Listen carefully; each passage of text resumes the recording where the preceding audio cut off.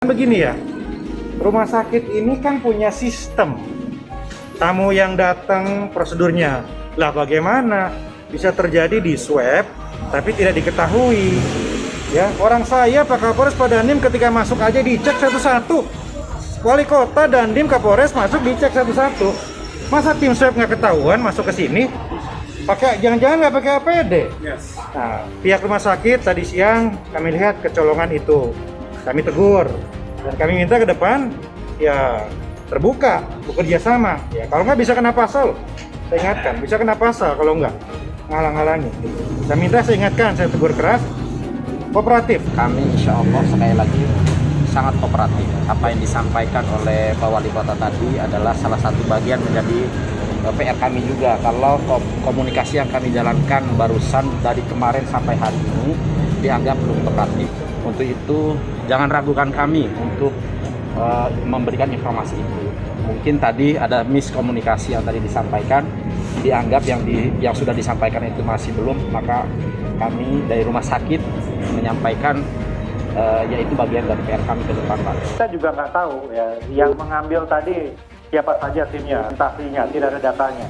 Kedua, ya ada pertanyaan ya apakah lab ini juga terdaftar di Jakarta? Itu saya putuskan harus dilakukan swab ulang. Manapun masuk kita masuk. Oke. Jadi, Tidak ada dilarang, pelarangan tidak ada. Ini kan semua warga negara kita semua. Gitu. Baik. Betul ya? Ya kan? Ini kan negara wilayah kita. Petamburan itu wilayah kita. Yang terhormat Bapak Jenderal TNI Purnawirawan Gatot Nurmantio. Begitu juga yang terhormat Bapak Profesor Dr. M. Din Samsudin. Setia saya Al-Habib Mohsen bin Ahmad Al-Abbas LC. Melalui kawan bodoh penjilat, maka rezim penguasa tidak akan pernah tahu kelemahan diri, sehingga akan semakin terpuruk dalam kehancuran. Nah, yang ketiga, saran saya kepada pemerintah agar segera bebaskan semua tahanan politik, aktivis-aktivis buruh, mahasiswa, pelajar yang kritis yang saat ini mereka mendekam dalam penjara. Kita doakan semoga pemerintah Republik Indonesia segera membebaskan mereka tanpa syarat. Itu saya kira memang ketegasan seperti itu yang kita perlukan. Saya mengapresiasi ketegasan seperti itu. Kita positif thinking aja, ya, berpikir positif aja. Yang dilakukan oleh Pangdam Jaya ini, sudahkah melalui prosedur aturan pelibatan? Ada batasan-batasan yang dilakukan seorang Panglima. Singkatnya bahwa dalam memberikan bantuan itu ada aturan pelibatan. Kita lihat saja, kalau itu perintah dari Panglima TNI ataupun Presiden, maka tidak bisa disalahkan Pangdam. Tetapi kalau tidak ada perintah, kita tunggu saja ada teguran atau tidak. Apa yang disampaikan oleh siapapun juga, kalau melanggar terhadap itu, maka itu bukan mewakili TNI. Apapun alasannya, TNI tidak mungkin bermusuhan dengan FPI. Saya ulangi, TNI tidak mungkin bermusuhan dengan FPI. Tolong pisahkan antara yang dilakukan oleh Pangdam Jaya, itu tidak mewakili TNI seluruhnya. Penyidik telah memutuskan bahwa telah ditemukan peristiwa pidana, yaitu pidana menghalang-halangi penanggulangan wabah dan penyelenggaraan kekarantinaan kesehatan.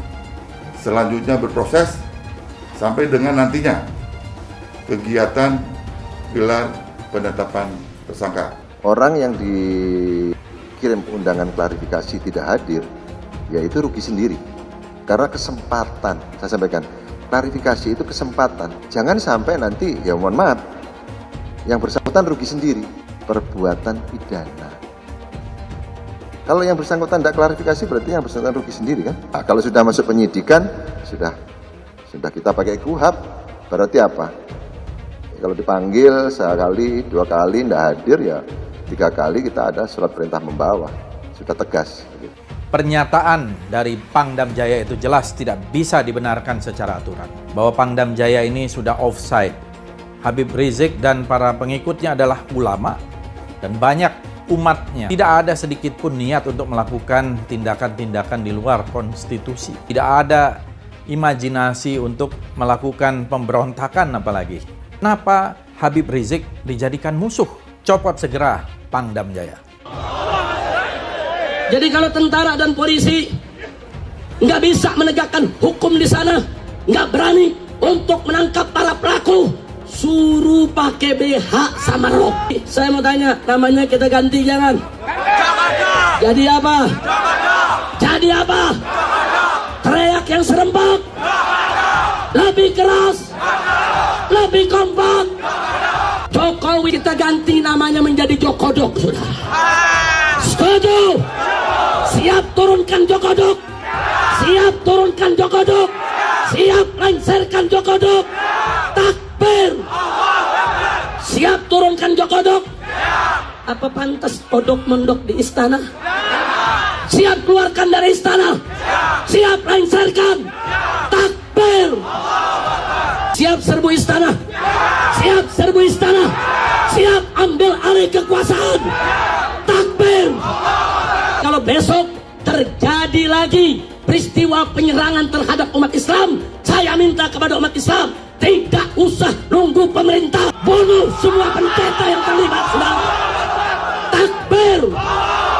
Berani bunuh pendeta-pendeta radikal, berani habisi Kristen radikal. Takbir. Berani, benar, dan berani. Enggak ada ajakan. Mana ajakannya? Allah yang sehat, yang segar, yang punya kesempatan, rame-rame kita ke sana insya Allah. Insya Allah hari Sabtu malam Ahad kita akan bikin maulid di Petamburan. Sekaligus insya Allah saya akan menikahkan putri saya yang keempat. Prof DKI bekerja berdasarkan peraturan yang ada. Ketika kita mendengar kabar ada sebuah kegiatan, maka secara proaktif mengingatkan tentang ketentuan yang ada. Dan ini dilakukan oleh Jakarta. Maka pelanggaran itu ditindak sesegera mungkin. Dalam waktu kurang dari 24 jam, Pemprov DKI menegakkan aturan. Artinya yang melanggar ya harus ditindak.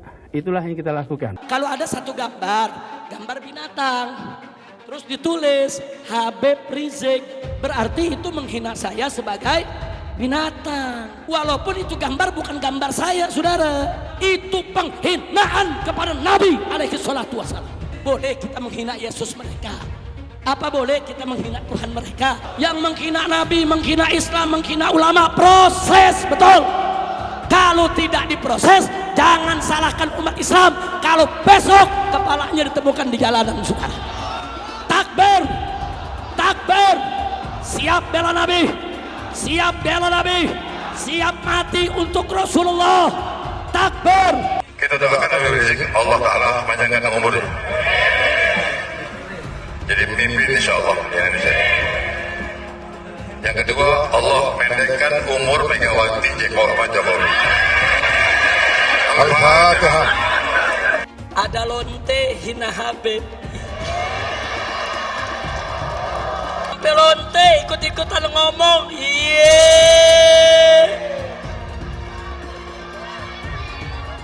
Saudara, saya nggak marah.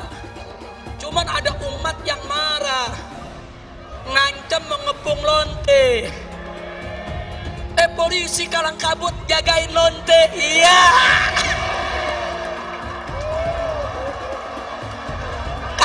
Kacau. Lonte hina Habib digagak polisi. Ditangkap enggak? Dijagain. Iya. Jangan-jangan minta jatah kali.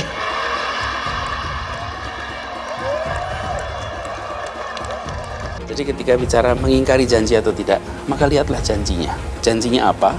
Kenyataannya apa? Jadi pemimpin itu berpihak dulu. Ada keberpihakan, dari keberpihakan dibuat mekanisme aturannya.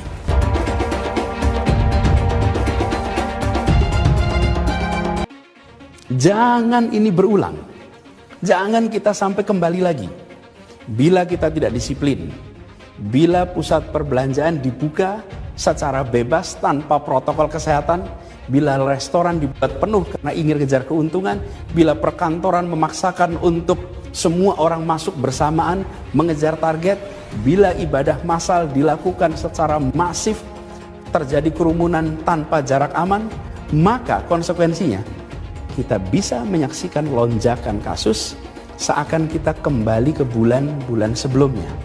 Dan bila itu sampai terjadi, maka Pemprov DKI Jakarta, gugus tugas DKI Jakarta tidak akan ragu, tidak menunda untuk menggunakan kewenangannya, menghentikan kegiatan sosial ekonomi di masa transisi ini. Rakyat kecil yang nggak patuh protokol kesehatan didenda. Giliran ada yang bikin kerumunan, ribuan orang berkali-kali dibiarkan. Ada yang dari luar, gubernurnya malah sowan. Kenapa takut?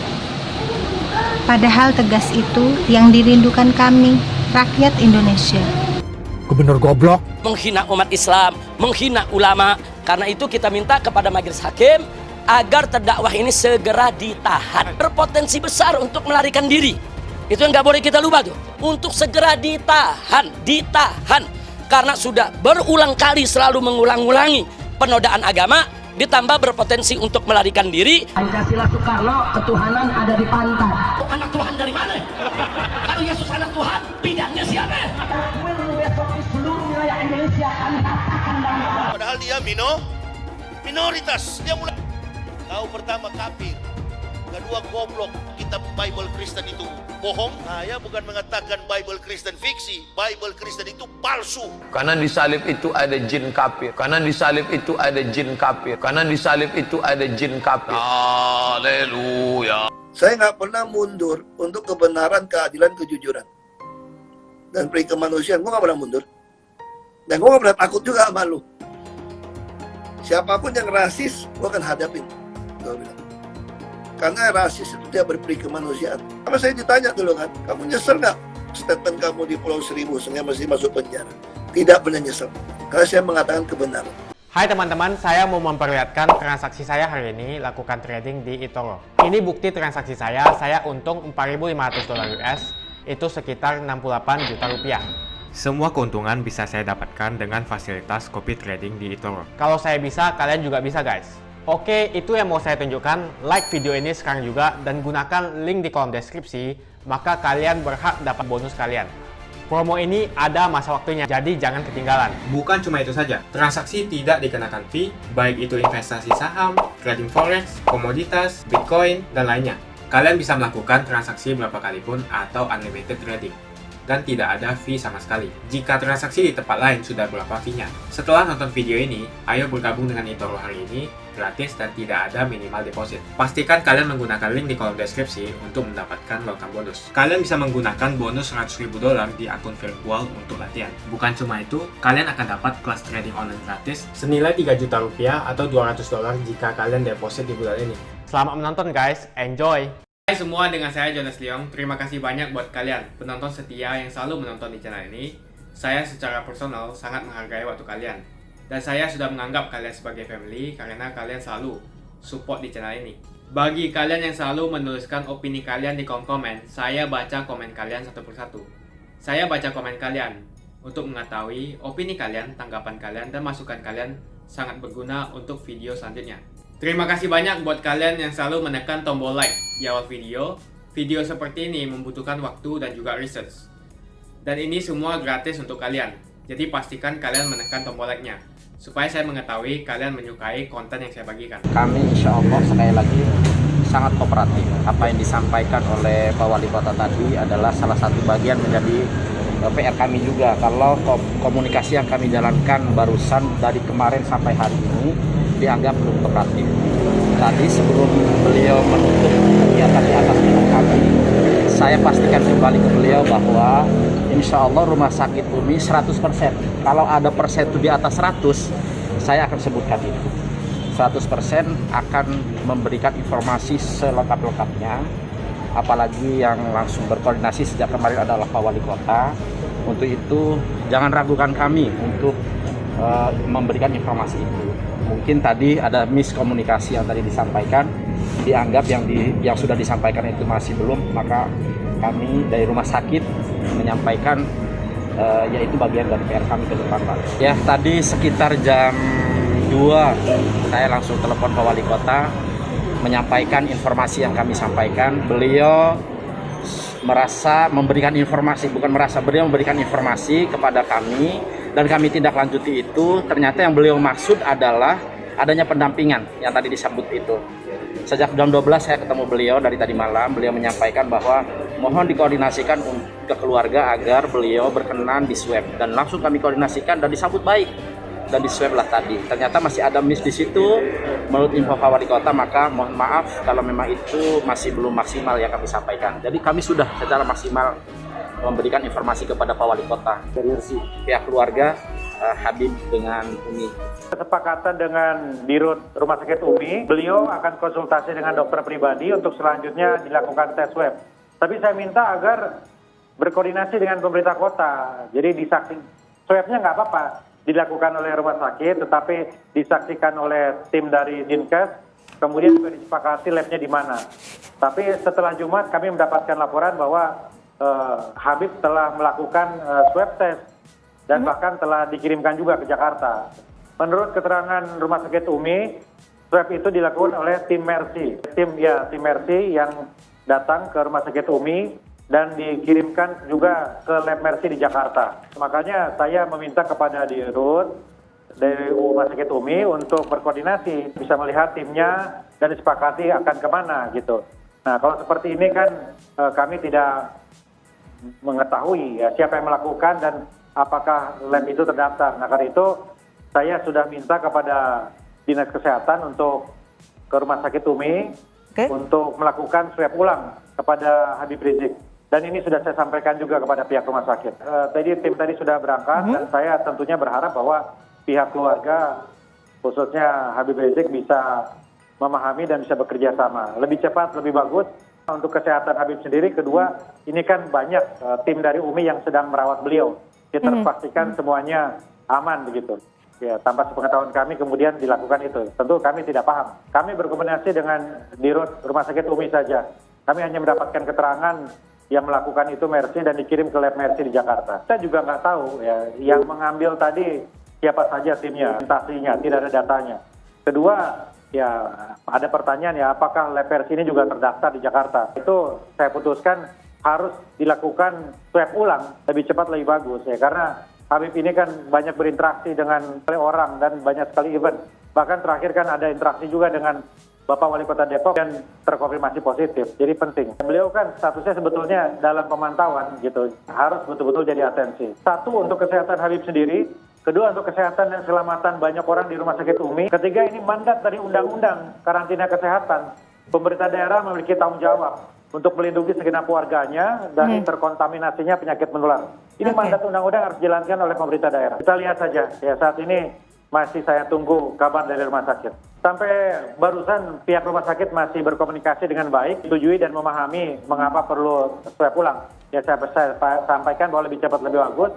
Dan tinggal sekarang bagaimana komunikasi antara rumah sakit dengan pihak keluarga Habib Rizik sendiri di dalam rumah sakit. Kami saat ini fokus kepada proses untuk melakukan swab ulang dulu. Ya kita lihat nanti. Setelah itu hasil dan lanjutannya bagaimana, karena itu kan harus dikomunikasikan dengan pihak keluarga. Pemerintah tidak bisa menyampaikan secara langsung oleh pihak keluarga.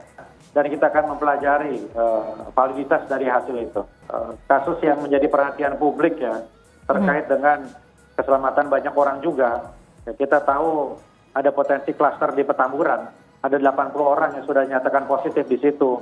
Ya, kita perlu menguatkan koordinasi untuk melakukan penelusuran itu. Konteksnya adalah itu, keselamatan banyak orang. Hari ini kita harus selalu antisipasi banyak hal, karena banyak orang tanpa gejala hari ini. Saya merasa senang dan bahagia sekali, di mana diberikan kesempatan untuk memberikan sambutan yang dilaksanakan di Sekretariat kami Nasional, Jalan Kusuma Atmaja 76 Menteng, Jakarta Pusat. Karenanya, melalui sambutan singkat ini saya ingin menyampaikan penghargaan dan apresiasi kepada segenap rekan-rekan kawan seperjuangan yang ada di kami, Koalisi Aksi Menyelamatkan Indonesia, teristimewa saya sampaikan juga penghormatan saya untuk segenap jajaran presidium kami. Yang terhormat Bapak Jenderal TNI Purnawirawan Gatot Nurmantio. Begitu juga yang terhormat Bapak Profesor Dr. M. Bin Samsuddin. Setia saya Al-Habib Mohsen bin Ahmad Al-Abbas LC. Kami sampaikan apresiasi dan terima kasih atas waktu yang diberikan untuk memberikan sambutan ini. Dan sikap istimewa tentunya saya sampaikan salam rindu, salam hormat untuk Dr. Sahganda Nainggolan yang saat ini sedang beruzlah di balik sel-sel penjara yang sesat. Tapi insya Allah dari sana suara-suara kebenaran akan terus keluar dan akan masuk ke telinga-telinga yang terbuka dimanapun di seluruh bagian daripada negara kesatuan Republik Indonesia. Baik, rekan-rekan seperjuangan yang ada di kami dan seluruh para peserta daripada acara peluncuran dan bedah buku pemikiran sang reversioner Dr. Sahganda Nainggolan ini. Nah, jadi kesimpulan saya, pertama, mestinya pemerintah rezim penguasa saat ini tidak menjadikan Dr. Sahganda Nainggolan dan kawan-kawan sebagai musuh atau sebagai ancaman, sehingga dibungkam dan dikurung. Justru mestinya dijadikan sebagai sparring partner, dijadikan sebagai lawan diskusi yang berakal sehat. Nah, yang kedua, kita mesti ingat, satu lawan yang cerdas dan berakal sehat jauh lebih baik dari sejuta kawan yang bodoh dan bermental penjilat. Karena melalui lawan cerdas berakal sehat, rezim penguasa bisa mendeteksi kelemahan diri sejak dini, sehingga bisa segera memperbaiki diri dan memperkuat sisi-sisi kelemahannya tadi. Sedang melalui kawan bodoh penjilat, maka rezim penguasa tidak akan pernah tahu kelemahan diri, sehingga akan semakin terpuruk dalam kehancuran. Nah, yang ketiga, saran saya kepada pemerintah agar segera bebaskan semua tahanan politik, ajak mereka diskusi, ajak mereka debat yang sehat, suruh mereka semua kritisi segala kebijakan pemerintah yang menurut mereka membahayakan bangsa dan negara. Dan minta sekaligus kepada mereka apa solusi yang mereka punya untuk atasi problem kebangsaan. Nah, jadi jangan dijadikan musuh, tapi jadikan sebagai, saya tidak katakan sebagai mitra, tapi sebagai sparring partner. Sebagai sparring partner agar kita bisa mendeteksi sejak dini apa kelemahan kita yang harus diperbaiki. Nah, insya Allah, kalau saran ini dijalankan, maka segala kegaduhan tidak perlu terjadi dengan negara tercinta, negara kesatuan Republik Indonesia. Akhirnya, saya setuju bahwa Dr. Sahganda Nainggolan adalah memang sang revolusioner yang takkan padam semangat juangnya dan takkan mati pemikirannya hanya karena dinding penjara yang sesat.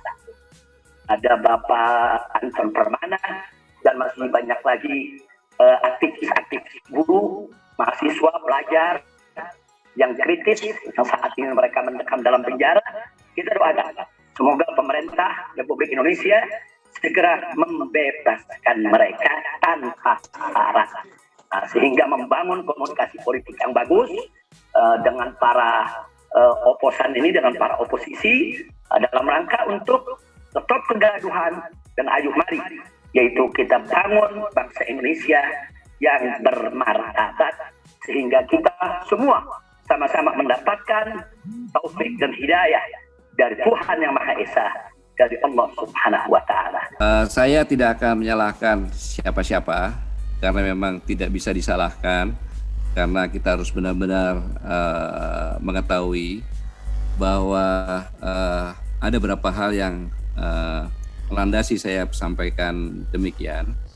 karena memang secara konstitusi ini sama-sama kita tahu bahwa ada batasan-batasan yang dilakukan seorang panglima. Singkatnya bahwa dalam memberikan bantuan itu ada aturan pelibatan satuan TNI pada masa damai. Ini adalah aturan-aturan di mana yang dilakukan oleh Pangdam Jaya ini sudahkah melalui prosedur aturan pelibatan. Jadi memang TNI boleh memberikan bantuan kepada Kepolisian Republik Indonesia dan kepada pemerintah daerah. Itu satu. Kemudian, kalau menurunkan baliho ini adalah membantu Satpol PP, ada dua. Kalau itu perintah dari atasan Pangdam itu secara operasional Panglima TNI dan bisa juga Presiden, laku kepala negara, Panglima tertinggi. Berarti tidak salah. Jadi kita lihat apakah ada atasan yang menegur Pangdam Jaya atau tidak. Karena yang dilakukan adalah harusnya bantuan kepada kepolisian dulu. Polisi meminta tugasnya apa dan lain sebagainya. Kemudian dalam pelibatan, saya ulangi, dalam pelibatan, ini tidak boleh menggunakan alutsista ya untuk tempur. Jadi contohnya pesawat angkut boleh digunakan, kapal rumah sakit boleh digunakan, kapal angkut boleh digunakan, truk boleh digunakan, tetapi alutsista kendaraan taktis tidak boleh digunakan dalam memberikan perbantuan karena dalam kondisi tertib sipil, bukan darurat sipil, darurat militer. Sehingga saya tidak bisa langsung menjustis bahwa Pangdam salah atau tidak. Kita lihat saja. Kalau itu perintah dari Panglima TNI ataupun Presiden, maka tidak bisa disalahkan Pangdam.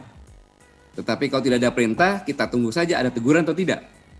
Apa yang disampaikan oleh siapapun juga, kalau melanggar terhadap itu, maka itu bukan mewakili TNI. Prajurit TNI mempunyai sumpah prajurit.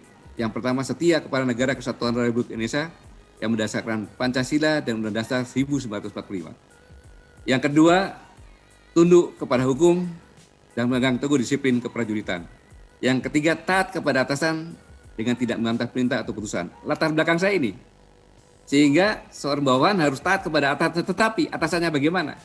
Atasannya tidak melanggar sumpah yang kedua maupun yang pertama. Kita memerintahkan jual narko, Pak. Dia bisa nolaknya. Yang kedua, apapun alasannya, TNI tidak mungkin bermusuhan dengan FPI. Saya ulangi, TNI tidak mungkin bermusuhan dengan FPI. Apa latar belakangnya? Baik FPI maupun Haji Rizik, mereka adalah warga negara yang dilindungi hukum dan tidak cacat hukum. Dalam arti kata bukan ada keputusan, kecuali disampaikan bahwa FPI itu adalah ekstrem kanan yang dilarang di Indonesia. Nah, itu baru bermusuhan. Tapi kalau tidak ada alasan. Tidak alasan. Jadi jangan membawa-bawa nama TNI dengan kejadian yang dilakukan oleh Pangdam Jaya dengan menurunkan baliho menggunakan panser. Saya ulangi, jangan seolah-olah semua TNI seperti itu. Ini yang perlu saya ingatkan. Jadi TNI masih seperti yang dulu. Rakyat adalah sebagai ibu kandungnya dan TNI perlu rakyat. Karena untuk mempertahankan negara kesatuan Republik Indonesia, saat-saat terakhir adalah kebersamaan TNI dengan rakyat yang sama-sama berjuang mengamankan atau melindungi bangsa ini bersama-sama. Jadi saya ulangi, tolong pisahkan antara yang dilakukan oleh Pangdam Jaya itu tidak mewakili TNI seluruhnya. Termasuk juga yang dilakukan oleh Koop yang di Petamburan dengan menggunakan kendaraan taktis. Itu pun sama. Tidak boleh menggunakan kendaraan taktis di masa damai seperti ini. Hai teman-teman, kalian sudah membuka akun untuk melakukan investasi atau trading? Jika belum, membuka rekening di eToro gratis loh. Bahkan cuma butuh 5 menit saja. Cepat dan simple. Dan semua bisa dilakukan secara online. Sampai saat ini ketika kita mau melakukan investasi saham atau trading forex, kita masih menggunakan cara yang kuno. Seperti kita menelpon banker atau broker yang melakukan atau mengeksekusi transaksi kita. Tapi apakah kalian tahu di eToro kita membeli saham atau forex, kita cuma login, lalu memilih apa yang kita mau, lalu masukin angka berapa banyak yang ingin kita beli, lalu tinggal klik. Sesimpel itu. Sampai saat ini kita bingung mau investasi saham luar negeri, trading forex, komoditas, dan cryptocurrency di mana tempatnya. Kita bisa transaksi semua trading ini di eToro. eToro merupakan one-stop shopping. Sampai saat ini kita membayar fee di setiap transaksi kepada banker atau broker. Setiap kita melakukan transaksi jual beli, biasanya kita dipotong fee oleh platform kita. Kalau dalam 1 bulan kalian melakukan transaksi 1 kali, mungkin tidak terasa. Coba kalian melakukan trading sebanyak 100 kali. Sudah berapa fee-nya? Misalnya kalian membeli saham Google dengan fee per transaksi $10. Jika kalian membeli saham Google 10 kali, maka fee transaksi sudah $100. Belum lagi kita akan dikenakan fee ketika kita menjual saham itu. Itulah sebabnya saya memilih eToro, karena tidak ada fee sama sekali. Saya ulangi, di eToro tidak ada fee sama sekali ketika kalian melakukan transaksi. Dan yang kedua, kalian bisa melakukan unlimited trading atau trading sebanyak apapun. Ya, kalian bisa melakukan trading 10 kali, 100 kali, 1000 kali dalam sehari tanpa dikenakan fee. Jadi berapa banyak uang yang kita hemat dari fee saja. Sampai saat ini ketika uang dana kita dikelola oleh manajer keuangan, terkadang kita tidak diberitahu ketika akan melakukan transaksi. Bahkan investasi kita dipotong biaya. Dan kita dibikin bingung karena kurangnya transparansi. Kita juga bingung memilih investasi manajer yang bagus untuk mengelola investasi kita. Alhasil, investasi kita bukannya untung malah rugi. Bahkan yang lebih ekstrim, kita tertipu oleh manajer investasi yang ilegal. Tapi apakah kalian tahu di eToro ada fasilitas yang namanya copy trade, di mana kita bisa menduplikasikan investasi atau trading yang dilakukan oleh trader profesional. Semua data terbuka dan transparan dan kita bisa melihat performance sampai 10 tahun yang lalu. Dengan fasilitas ini, kamu tidak usah lagi menelpon manajer keuangan kamu untuk melakukan trading. Atau pusing investasi kamu merugi dikelola oleh manajer keuangan. Di eToro kita bisa memilih investor profesional yang sesuai dengan yang kita sukai. Dan di eToro banyak sekali profesional investor yang keuntungannya di atas 50%. Bulan ini saya profit 140%. Jika kalian ingin profit seperti saya, kalian tinggal menggunakan fasilitas copy trade.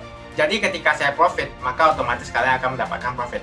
Mau beli saham Google, 1 unitnya mahal. Di eToro kalian bisa beli di bawah 1 unit atau pecahan unit. Contohnya kita membeli saham Google dengan hanya $50 saja, yaitu 0,02 unit. Di platform lain, kalian diwajibkan untuk membeli minimal 1 unit atau $1.500 untuk saham Google. Dengan $50 atau Rp700.000 saja, kalian sudah bisa memiliki saham Google. Menarik bukan? Saya sudah lama menggunakan eToro dan minggu ini saya profit 140%. Jadi bergabunglah dengan eToro dan mulai profit hari ini. Jadi apa yang kalian tunggu? Mendingan kalian cobain sendiri aja deh. Tutorial bisa kalian cek di kolom deskripsi dan kalian harus menggunakan link di kolom deskripsi untuk mendapatkan welcome bonus. Jika tidak, maka tidak akan mendapatkan bonus. Dan gunakan bonus $100.000 di akun virtual Anda untuk mengenal lebih jauh tentang eToro atau bisa digunakan untuk latihan. Bukan cuma itu, kalian akan dapatkan kelas trading gratis yang nilainya Rp3 juta jika kalian deposit di bulan ini. Makasih banyak buat kalian yang nggak skip dan nonton video ini sampai habis. Saya secara personal sangat menghargai waktu kalian. Makasih banyak buat kalian yang sudah tekan tombol subscribe dan makasih banyak buat kalian yang sudah tekan tombol loncengnya.